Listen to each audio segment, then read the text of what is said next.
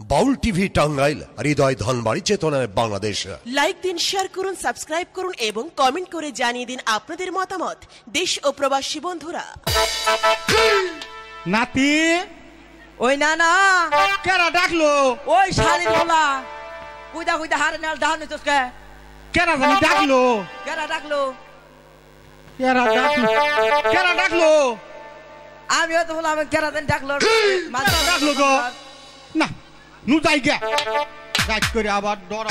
ওই না না আমি একটা কথা কবার চাই না, সেদিন যে মানিকগঞ্জ যে একটা গান গলি না, ওই গানটা আমার একটু শোনা আছে আজকে। আগে শুনি কেরা ডাকলো, শুনি না তারপরে কেরা ডাকলো গো আসলে। হ্যাঁ ওরে আসুন না গে শুন গা, আসুন না গে শুন গে। ও বলি মাঝি কর্ণধর, বাড়িতে তো মাঝি কর্ণধর। কে গো আপনি? এটা কেরা? আমাকে আপনি চিনেন নাই? না তো আপনি তো চিনি। আমিও হলাম সেই চাম্পাই মনে চান্দু সদাগর। ও সদাগর মশাই, নমস্কার। নমস্কার, শুধু নমস্কার দিলে চলবে? গরিবের বাড়িতে কি মনে করে সদাগর মশাই? শোনো মাঝি কর্ণধর, আমার 14 মধ্যে ঘর তুমি কোথায় রেখেছো তা কি তুমি জানো? আমরা হলো মাটির জাত, আমরা জানবো না কারা জানবো? 100 বার জানি, 1000 বার জানি, 12 বার ধরে আপনার 14 রিঙ্গা মধ্যে ঘর ওই কালি তোর সাগরে এই গুপ্ত করে রেখেছি সদাগর মশাই। ওই মাঝি কর্ণধর, শোনো মাঝি কর্ণধর। হ্যাঁ বলেন সদাগর মশাই। তুমি এখনই এই মুহূর্তে ডিঙ্গাটির সাথে থাকো, আমি আমার সোনাকে ডেকে আমি ওই ডিঙ্গাটি ভরে দিতে বলছি। আমি পারবো না সদাগর মশাই, এত তাড়াতাড়ি এই কাজ আমি করতে পারবো না। পারবে না তার কারণ? তার কারণ আজ 12 বছর ধরে আপনার 14 রিঙ্গা মধ্যে ঘর ওই কালি তোর সাগরে গুপ্ত হয়ে রয়েছে।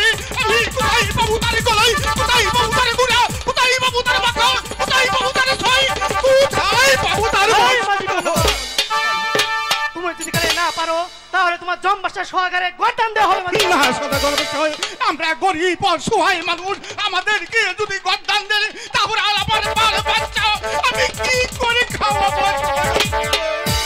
তাই আপনি একটি কথা শুনেন আমার। হ্যাঁ মাঝি কর্ণধর, আপনি আমাকে 7 দিনকার সময় দিবেন। শোনো মাঝি কর্ণধর, আমি তোমাকে 7 দিনকার সময় দিতে পারবো না, আমি তোমাকে 3 দিনকার সময় দিলাম। সদাগর মশাই, আপনার কথাটাই বলবৎ থাকবে। আর একটি কথা আমার শুনেন, হ্যাঁ 101টা পাড়া দিবেন। ঠিক আছে মাঝি কর্ণধর, আমি তোমাকে 101টি পাঠাই দিব। তাহলে ঠিক আছে, আপনি যান, আপনার 14 ডিঙ্গা মধ্যের ব্যবস্থা আমি করে দিচ্ছি। ঠিক আছে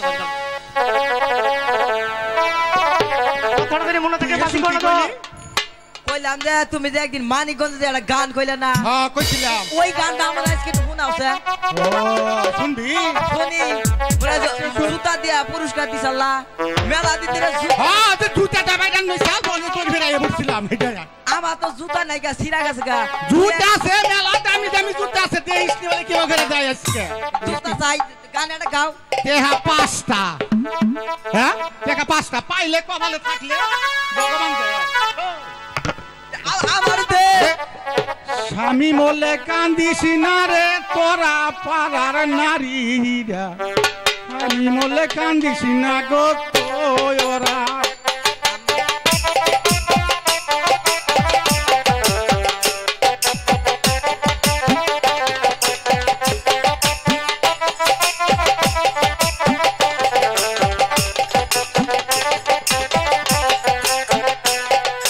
স্বামী মলে কান্দিস না রে তোরা পাড়ার নারীরা, স্বামী মলে কান্দিস না রে তোরা।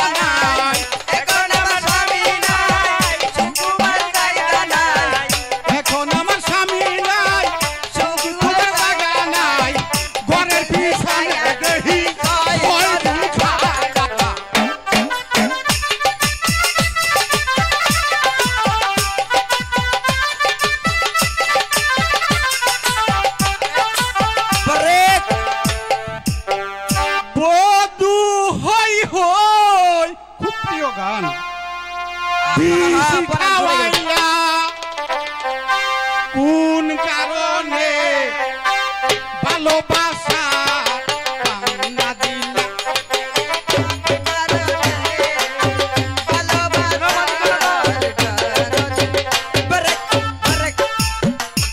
শোনো মাঝি কর্ণধর, আমি কি তোমাকে গান বলতে বলছি? ও হে কথাই মনে নাই। সদা করে আই পড়ছি ডিঙ্গা ভাষা নাকবো সদর মশাই 10 মিনিট সময় দিন আমাকে। আমি এখনই যাচ্ছি নাতি নিয়ে আমি এখনই এসে পড়বো। আপনি একটু যান সদর মশাই। ওরে বাসে ডিঙ্গা কালী দশা করে নিশান উড়ে রে, বাসে ডিঙ্গা কালী দশা করে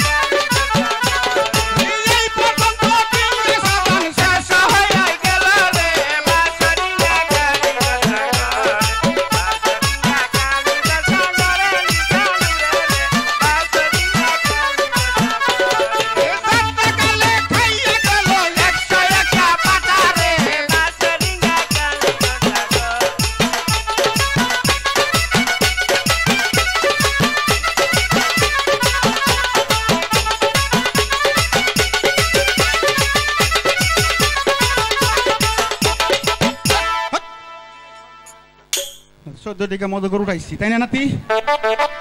ও আমি শেষ হয়ে গেছি গা। শেষ তুই না ব্যাগ হানি আছো, শেষ হলি গুণ হানি। আমি আর বানা গোয়া দে মনে আত্মা বাইরে গেছে গা। বাইরে হবো না সদাগর মশাই বাড়িতে আছেন না? সদাগর মশাই, আরে ও সদাগর মশাই। শোনো মাঝি কর্ণধর, কি সংবাদ মাঝি কর্ণধর? শুভ সংবাদ সদাগর মশাই। ওই তো আপনার 14 ডিঙ্গা মুদগন আমি সাজাইয়া এনেছি, আপনি আমাকে এখন বিদায় করুন। শোনো মাঝি কর্ণধর, ঠিক আছে মাঝি কর্ণধর, তুমি এখানে দাঁড়াও। আমি আমার রানীকে বলে আমি 6 পুত্র নিয়ে তারপরে আসছি। না না কি বা বাড়িতে তো সোনেকা। ওগো স্বামী, আমাকে ডেকেছেন স্বামী? বলুন স্বামী, আমাকে কেন ডেকেছেন? ওগো সোনেকা, আমার ওই 6 পুত্র নিয়ে আমি যে ওই দূরদেশে বাণিজ্যে যাত্রা করতে যাবো সোনেকা। ওগো স্বামী, আপনি আমার ৬৬টি বুকের মানিক নিয়ে ওই দুদেশে বাণিজ্যে চলে যাবেন? আমি কেমন করে এ মন্দিরে থাকবো স্বামী?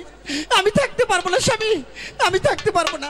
ওগো সোনেকা স্বামী, তুমি যদি এমন করে ভেঙে পড়ো সোনেকা, তাহলে আমি কেমন করে ওই বাণিজ্যে যাবো সোনেকা? ওগো স্বামী, আপনি বাণিজ্যে চলে যাবেন, আমাকে একটি সন্তান দিয়ে যান, আমি তার মুখের দিকে তাকিয়ে সবকিছু বলে থাকবো স্বামী। ওগো সোনেকা, আমরা যদি এই বাণিজ্যে না যাই তাহলে যে আমাদের অমঙ্গল হবে সোনেকা। তাই তুমি হাসি মুখে বিদায় দাও সোনেকা।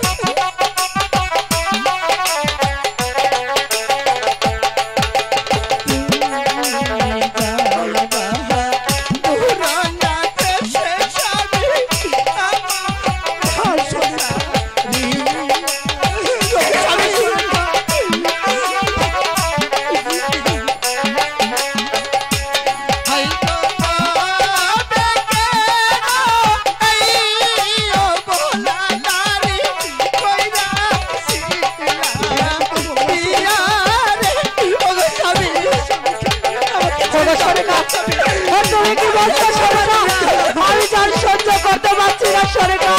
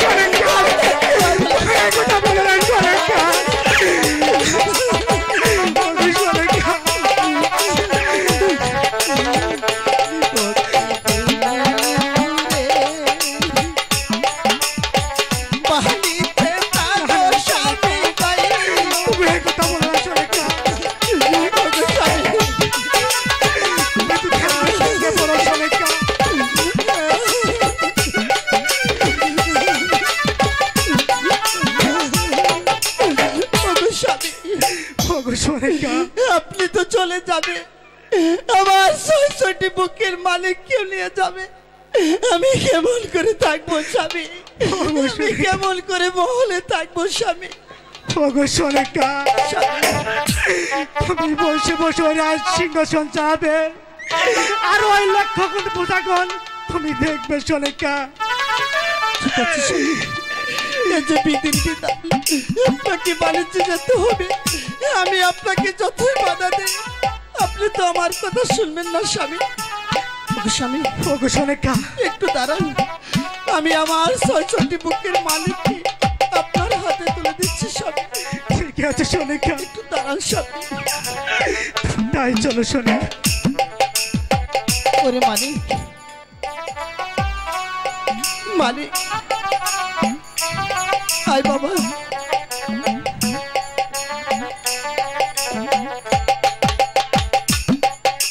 মালিক তোরা কোথায়? আমার বুকে চলে আস বাবা। মালিক, হ্যালো মাগো। ওরে মালিক, আমি যে তোমাদেরকে ডেকেছি, কেন ডেকেছি জানো? কেন আমি জান? আমি ডেকেছি তোমার পিতার সাথে ওই দুদেশে বাণিজ্যে যেতে হবে। না মা, কেন বাবা? আমি পিতার সাথে ওই দূর দেশে বাণিজ্যে যাব না মা। কেন যাবে না বাবা? আমি যে তোমাকে ছাড়া থাকতে পারবো না। ওরে মালিক, আমি কি তোদেরকে ছেড়ে থাকতে পারবো? আমিও যে পারবো না বাবা। এই যে বিধির বিধান, তোমাদের বাণিজ্যে যেতে হবে। যাও বাবা, তোমার পিতার কাছে চলে যাও। মাগো, বিধির বিধান আমাদেরকে যে দূর দেশে বাণিজ্যে যেতে হবে, আপনি শুধু